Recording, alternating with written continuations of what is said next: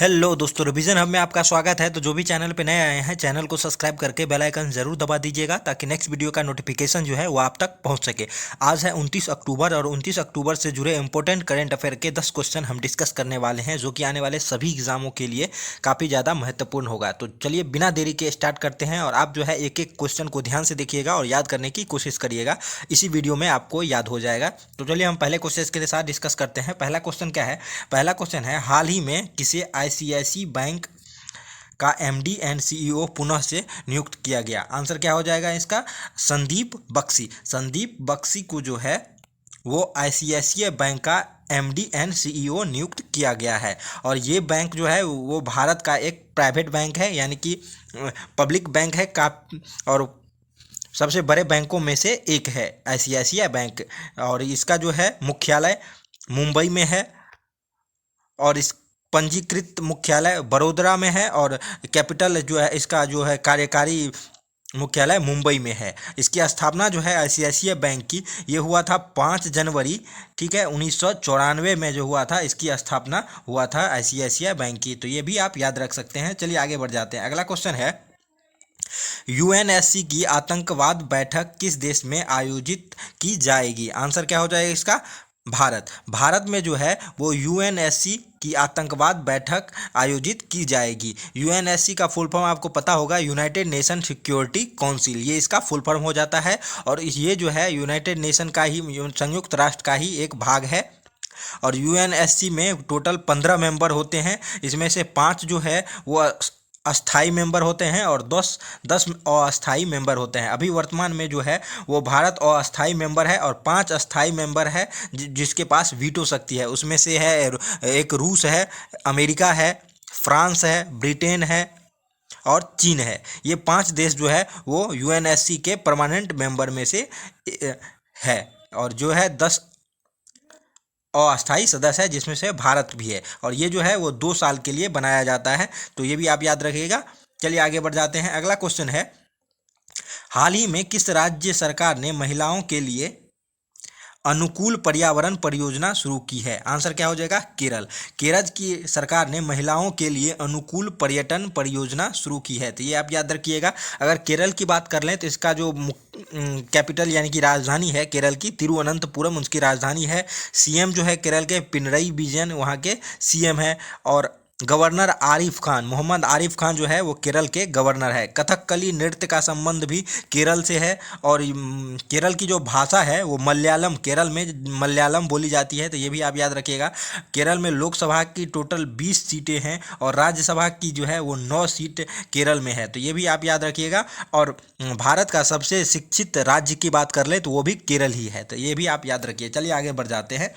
अगला क्वेश्चन क्या है? अगला क्वेश्चन है, जल जीवन मिशन के तहत 100% घरेलू नल कनेक्शन वाला राज्य कौन सा है? आंसर क्या हो जाएगा? गुजरात। गुजरात जो है वो जल जीवन मिशन के तहत 100% घरेलू नल कनेक्शन वाला राज्य बन गया है। तो ये भी आप याद रखिएगा। अगर गुजरात की बात कर लें तो इसकी राजधानी गांधीनगर है और गुजरात के मुख्यमंत्री भूपेंद्र भाई पटेल और गवर्नर जो है वो आचार्य देवव्रत हैं। तो ये भी आप याद रखिएगा। अगर लोकसभा की सीट की बात करें तो टोटल 26 सीट लोकसभा की है और राज्यसभा की टोटल 11 सीट जो है वो गुजरात में है। और गरबा नृत्य जो है वो गरबा नृत्य भी गुजरात में होता है। तो ये भी आप याद रखिएगा। चलिए आगे बढ़ जाते हैं। अगला क्वेश्चन है, हाल ही में कौन सा ड्रिंक भारत में $1 अरब का ब्रांड बना है? तो आंसर क्या हो जाएगा? स्प्राइट जो है वो अब भारत में $1 अरब का ब्रांड बन गया है। स्प्राइट, आपको पता होगा स्प्राइट जो है वो कोल्ड ड्रिंक है और भारत में काफ़ी ज़्यादा पॉपुलर है। और वही जो है वो $1 अरब का ब्रांड बन गया है अब भारत में। चलिए आगे बढ़ जाते हैं।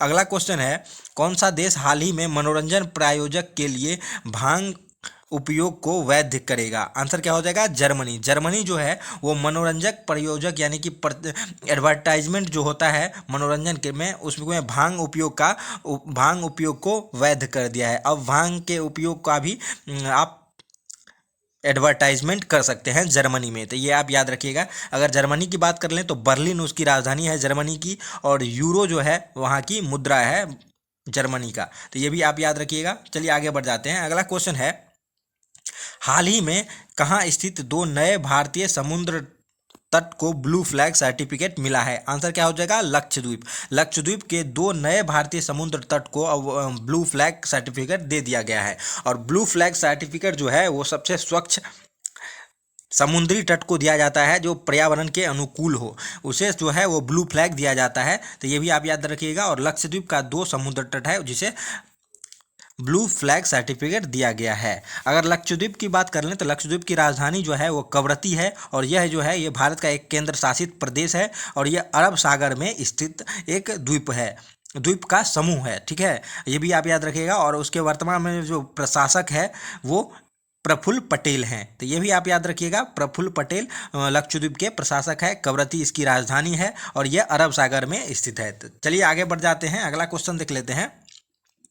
अगला है, कहाँ पर हाल ही में मैं भी सुभाष अभियान शुरू किया गया है? आंसर क्या हो जाएगा? लद्दाख। लद्दाख में जो है वो मैं भी सुभाष अभियान शुरू किया गया है। तो ये आप याद रखिएगा। अगर लद्दाख की बात कर लें तो इसकी राजधानी लेह कारगिल है, लेह और कारगिल जो है उसकी राजधानी है। राधा कृष्ण माथुर वहाँ के लेफ्टिनेंट गवर्नर है। और लद्दाख जो है उसका फॉर्मेशन जो है वो 31 अक्टूबर 2019 को हुआ था। अलग ये केंद्र शासित प्रदेश बना था जम्मू कश्मीर से अलग होके। तो ये भी आप याद रख सकते हैं, काफ़ी महत्वपूर्ण है। चलिए आगे बढ़ जाते हैं। अगला है, हाल ही में किसने भारतीय पुरुष और महिला टीम के लिए समान वेतन की घोषणा की है? आंसर हो जाएगा बीसीसीआई। बीसीसीआई के सचिव जो हैं वो जैसा है, और उन्होंने ट्वीट करके जानकारी दी है कि अब भारतीय पुरुष और महिला टीम को समान वेतन दिया जाएगा। तो ये भी आप याद रखिएगा। अभी बीसीसीआई काफ़ी ज़्यादा चर्चा में था, क्या है कि उसका जो अध्यक्ष नियुक्त हुआ था पहले सौरभ गांगुली के स्थान पे रोजर बिन्नी जो है वो पूर्व भारतीय खिलाड़ी हैं। रोजर बिन्नी अभी वर्तमान समय में बीसीसीआई के अध्यक्ष बने हैं। अगर बीसीसीआई की बात कर लें तो बीसीसीआई का फुल फॉर्म क्या हो जाता है? Board of control for cricket in India, ये इनका फुल फॉर्म हो जाता है। स्थापना इसका 1928 में हुआ था। मुख्यालय जो है बीसीसीआई का वानखेड़े स्टेडियम मुंबई, ये जो है वहाँ बीसीसीआई का मुख्यालय है। तो ये भी आप याद रखिएगा। सचिव इसका पता है आपको जैसा है, जो कि गृह मंत्री अमित शाह के बेटे भी हैं। अगर प्रेसिडेंट की बात कर लें तो रोजर बिन्नी है प्रेसिडेंट। अगर वाइस प्रेसिडेंट की बात कर लें तो राजीव शुक्ला इसके वाइस प्रेसिडेंट है। मेंस क्रिकेट टीम जो है इंडिया का वो भी बीसीसीआई रेगुलेट करती है, और इसके जो कोच है मेंस क्रिकेट टीम के वो राहुल द्रविड़ है। और वुमेन्स क्रिकेट टीम का अगर कोच की बात कर लें तो रामेश पावेल जो है वो वुमेन्स क्रिकेट टीम के कोच हैं। तो ये भी आप याद रखिएगा, काफ़ी महत्वपूर्ण है। चलिए आगे बढ़ जाते हैं। अगला क्वेश्चन है, निपुण गोस्वामी का निधन हुआ है, वे कौन थे?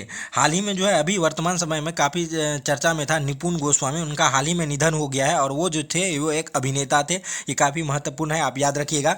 एग्जाम्स में कई बार ऐसा क्वेश्चन देखने को मिल जाता है कि इसका पहचान बताने के लिए बोल देता है। जैसे आपको बोलेगा निपुण गोस्वामी कौन थे, तो वो पेशे से अभिनेता थे। तो ये आप याद रखिएगा। तो ये थे 10 क्वेश्चन। अगर आपको ये क्वेश्चंस अच्छे लगे होंगे तो आप वीडियो को लाइक करके चैनल को सब्सक्राइब जरूर कर दीजिएगा। और आपको अभी जो है वो कल वाले क्वेश्चन के साथ हम छोड़े जाते हैं। इसका आंसर हम नहीं बताएंगे, इसका आंसर आप कमेंट बॉक्स में लिखिएगा। काहे कि क्वेश्चन ये जो है ये कल वाले वीडियो में बताया गया था। तो देख लीजिए, क्वेश्चन है, किस मंत्रालय ने हाल ही में काशी तमिल संगम कार्यक्रम आयोजित किए जाने की घोषणा की है? इसका आंसर जो है वो आप कमेंट बॉक्स में लिखिए अगर आपसे बन रहा है तो। अगर नहीं बन रहा है तो हम कल वाला वीडियो आप देखिएगा, उसमें ये क्वेश्चन मिल जाएगा आपको। तो चलिए मिलते हैं नेक्स्ट वीडियो में। धन्यवाद।